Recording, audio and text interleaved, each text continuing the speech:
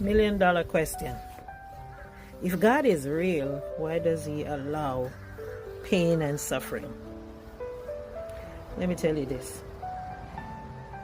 Especially if you have experienced pain and suffering in your lifetime, you tend to ask that question if you in any way know God.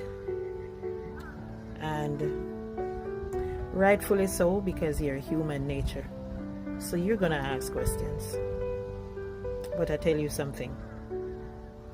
The presence of pain does not mean the absence of God. Because sometimes the presence of pain is what actually allows us to realize that God is present. You know, I have experienced a lot of pain in my lifetime. Emotional pain, and when you're going through this at that point in time, it's hard, and you wish you wouldn't have to go through what you're going through.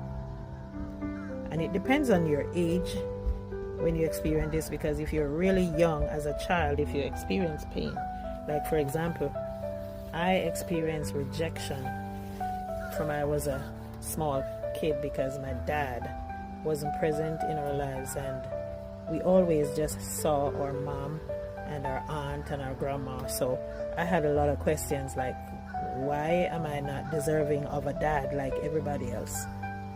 But after a while, when you get to a certain age and you develop a relationship with God, you realize that those questions that you asked, God was the one who was present with you and brought you through all of that. Then, when I got to about 20 years old, my stepdad hung himself. That was pretty traumatic. And during that time, of course, you're asking questions. Why, Lord? Why? He was a really good man, really good to my mom, really good to me and my sister. And just to know that the only father figure that we really ever saw in our lives was just taken from us like that. And to watch your mom go through that kind of pain and suffering, you question God, like, where are you? But when you develop a relationship with God, you realize that the presence of pain does not mean the absence of God. And that's what I want to leave you with this evening. Always remember, the presence of pain does not mean the